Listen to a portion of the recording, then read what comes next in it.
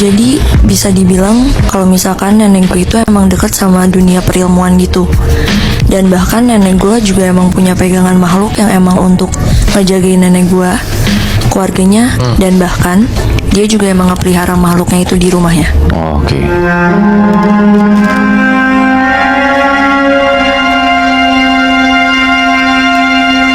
Itu dari kecil tuh? Iya, jadi turunan dari kakek buyut gue. Oh, oke. Jadi ceritanya itu waktu itu ayah gue mau ngelamar nyokap gue di Bogor. Ayah gue kan tinggalnya di Bandung. Jadi ayah gue tuh nyampe di rumah nenek gue yang di Bogor tuh H-1 lamaran. Dan ya akhirnya bokap gue nginep di rumah nenek gue. Oh berarti nenek lo yang punya pegangan ini nyokapnya nyokap lo? Iya benar. Oke. Nah bokap gue itu tidurnya di ruang tamu keluarga karena kamar tamu yang lainnya tuh emang udah diisi sama keluarga lain. Dan posisi rame banget ya? Iya rame banget. Dan posisi tempat bokap gue tidur tuh emang deket sama tangga. Oke.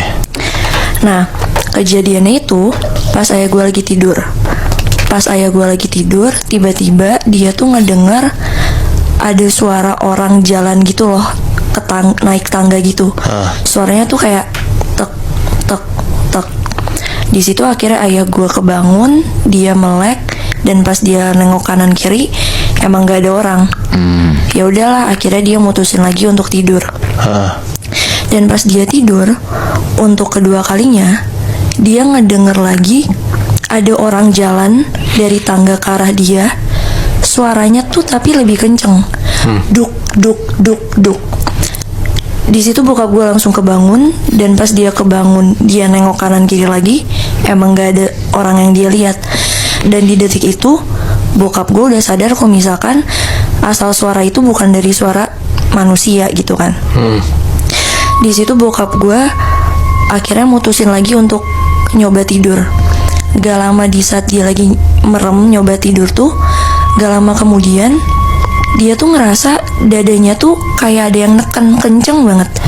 Sampai bahkan dia gak bisa nafas.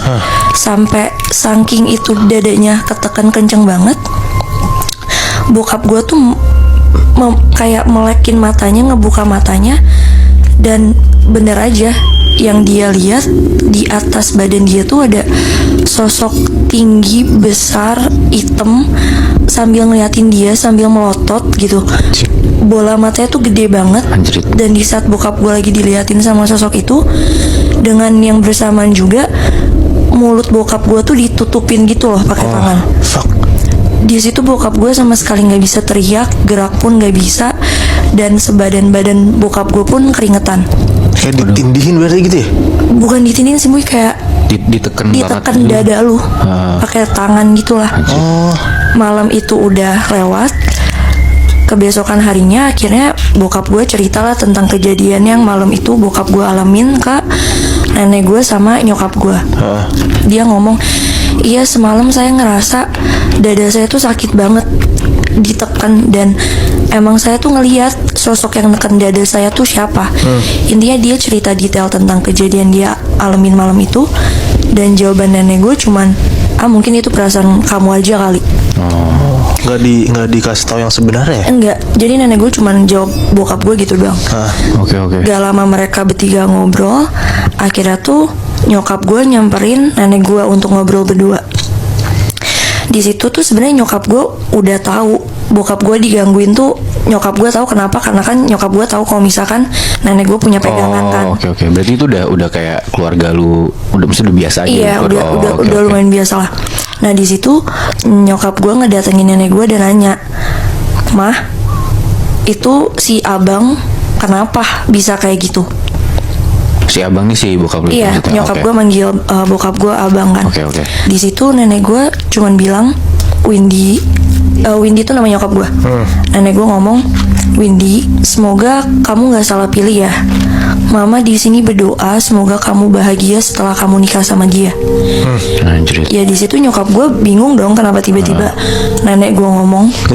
Akhirnya nyokap gue nanya, "Emang kenapa mah?" Di situ nenek gue bilang, "Kenapa dia semalam dapet ngerasain hal kayak gitu, kenapa dia dapat gangguan tuh karena dia emang digangguin sama pegangan mama. Kenapa? Karena abang itu kelihatan tujuannya untuk nikah sama kamu tuh nggak baik. Nah, singkat cerita, setelah lamaran dan menikah, nah mereka tuh nikah tahun 2000. Tahun 2000, oke. Mereka nikah tahun 2000, dan di tahun 2003 bener aja mereka cerai. Kenapa mereka cerai? Karena perlakuan bokap gue ke nyokap gue selama nikah tuh emang beneran kerjanya cuma nyakitin nyokap gue doang. Anjir. Dan ya berarti bener dong di situ apa yang nenek gue omongin ke nyokap gue. Berarti kan bener bokap gue tujuannya emang dari awal yang gak baik lah untuk nikah sama nyokap gue. Berarti sosok itu ngejagain nyokap lo ya? Iya, sebenarnya iya. Ya yang tadi gue bilang di awal kan, kayak sosok pegangan nenek gue ini emang untuk ngejaga keluarga dia gitu. Iya. Nah, ada lagi kejadian. Kejadian ini tuh sebelum nyokap gue nikah. Jadi pas nyokap gue kayak SMA lah. Berarti kan tahun 90-an lah. Iya, tahun 98. Oke. Kejadian ini tuh gak lama dari kakek buyut gue meninggal. Oke. Nyokap gue tuh cerita kalau misalkan ada om dari keluarga kakek buyut gue yang gak tahu entah dari mana tiba-tiba tuh suka datang ke rumah nenek gue sesering itu, yang padahal sebelumnya nggak pernah datang, nggak pernah berkunjung, bahkan komunikasi pun nggak ada. Tiba-tiba datang aja, bahkan datangnya tuh beneran 7 hari berturut-turut. Oke. Oh, tiap hari datang gitu? Beneran tiap hari datang. Nah, kenapa Om Bara datang tuh karena emang mau ngurusin ini kan, masalah administrasi warisan, karena kan kakek buyut gue baru meninggal kan. Oke. Nah, di hari keempat omnya, berarti omnya nyokap gue ya. Iya. Di hari keempat omnya nyokap gue datang, namanya Om Bara. Dia tuh datang udah mulai kelihatan dia tuh aneh perlakuannya. Anehnya tuh karena sebelumnya Om Bara datang tuh dia emang yang tipe orang banyak omong, sampai akhirnya yang hari keempat dia datang, di hari itu tuh dia cuman beneran diem doang. Diajak ngobrol diem, dipanggil nggak nyaut, terus intinya nggak nyambung lah. Di situ nenek gue ngomong, Bara, tiba-tiba, Bara kamu teh kenapa diem mulu dari tadi? Di situ Bara ngomong, hah, iya teh nggak kenapa-napa kok. Ya udah dong, akhirnya obrolan lanjut, tapi tiba-tiba Bara tuh hari itu tuh cuma bentar doang, kayak nggak nyampe sejam, ya kurang lebih 30 menitan doang lah. Di saat dia jalan keluar dari rumah nenek gue, dia tuh kayak orang kebingungan gitu loh, Bimuy. Dari mukanya kebingungan, dari gestur tubuhnya juga kebingungan gitu. Tiba-tiba pas dia lagi jalan, pas banget depan rumah nenek gue, Om Bara tuh muntah. Nggak tahu kenapa, tapi tiba-tiba muntah. Belum keluar dari rumahnya kan? Belum, jadi kayak baru keluar dari, ya lagi di teras rumah lah. Tiba-tiba muntah. Nggak tahu kenapa itu. Iya. Di hari keesokannya setelah kejadian yang kemarin Om Bara alamin, Om Bara masih tetap ke rumah nenek gue nih. Oke. Dengan ya tetap dengan tujuan awal dia yang bilang mau ngomongin tentang urusan warisan. Iya. Tapi ada satu hal yang ngebuat nenek gue tuh ke distract. Nenek gue tuh ngelihat di tangannya Om Bara tuh biru-biru, beneran kayak lebam-lebam gitu loh, Muibi. Nah di situ nenek gue nanya, Bara, tangan kamu teh itu kenapa biru-biru lebam? Di situ Om Bara ngomong, nggak tahu teh, tiba-tiba aja tadi pas bangun tidur udah kayak gini. Nah di situ nenek gue udah notice ada hal yang aneh. Akhirnya nenek gue langsung nanya ke Om Bara, Bara, coba kamu jujur sama teteh, kamu kesini beneran tujuannya buat ngurus masalah warisan atau kamu punya tujuan lain yang emang buruk? Di situ Om Bara ngedengar pertanyaan nenek gue, sempat diem bentar. Dan di situ Om Bara ngomong, enggak kok teh, emang Bara kesini cuman buat ngurusin warisan doang. Akhirnya mereka ngobrol, tapi dipikir-pikir juga, apa yang diomongin sama Om Bara tuh kayak nggak ada poinnya gitu loh. Ngomongnya tuh nggak ada intinya, nggak ada muter-muter doang gitu. Muter-muter ke kanan kiri, itu sih kata nyokap gue ya. Nenek gue memastikan lagi dong. Akhirnya nanya lah untuk kedua kalinya, Bara, coba jujur sama teteh, kamu tujuan kesini tuh ada apa sih? Beneran kayak emang beneran cuma mau ngurusin masalah warisan doang?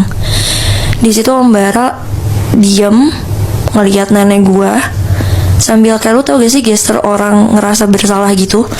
Di situ Om Bara ngomong, maaf teh, saya mah cuma disuruh doang.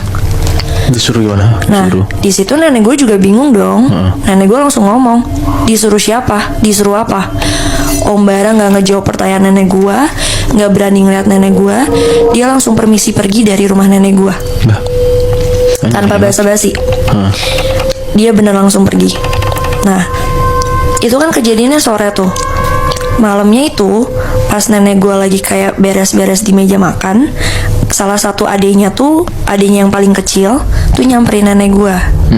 Tiba-tiba ngomong ke nenek gue, teh, itu si Bara kenapa? Teteh kirimin deh. Terus nenek gue cuma nengok, diem doang. Sampai akhirnya adenya ngomong lagi. Dan karena emang adenya bisa, maksudnya adenya juga emang sensitif kan akan masalah yang gaib-gaib gitu. Bisa ngerasa juga. Iya. Di situ adenya langsung ngomong ke nenek gue, Ade lihat kok waktu itu sempet beberapa kali teteh di kamar kayak ngobrol sama sosok. Udah, teteh ngomong aja ke Ade, teteh ngirimin ke Bara ya. Di situ yang tadinya nenek gue di meja makan kayak lagi ngeberesin gitu, nenek gue berhenti. Nenek gue lihat ke adenya, ngomong lah, iya, teteh ngirimin ke Bara. Kenapa? Teteh cuma ngirimin sekedar buat ngikutin doang. Di situ adenya nanya lagi, emang kenapa teh, Bara? Di situ nenek gue akhirnya ngejelasin lah, Bara tuh ternyata disuruh sama seseorang. Kenapa untuk datang ke rumah gue terus tuh karena tujuan Bara tuh emang gak baik. Karena dia disuruh sama orang itu tuh bilang ke Bara untuk ngancurin keluarga gue dengan cara ngadu ilmu. Oh, berarti si Bara datang ke rumah lo tuh juga bawa penjaga iya, juga. sosok gitu. Bawa Anjrit. Oh, tapi maksudnya kayak nenek gue tahu kan punya pegangan, jadi diituin duluan gitu. Oke. Itu masalah berhenti di itu aja tuh. Akhirnya udah gak ada kedengeran apa-apa. Sampai akhirnya beberapa tahun kemudian setelah kejadian itu, untuk tepat waktunya gue kurang tahu, akhirnya keluarga gue tuh dikasih kabar sama salah satu saudara dari keluarga kakek buyut gue, yang dimana masih ada hubungan sama Om Bara kan. Oke. Dikasih tahu kalau misalkan Om Bara tuh meninggal dunia. Oke. Meninggal dunia, ya ditanya dong sama keluarga gue, kenapa Bara meninggal gini. Awalnya sih bilangnya ya karena dia sakit kritis, tapi usut punya usut ternyata ada hubungannya sama itu yang pegangan nenek gue.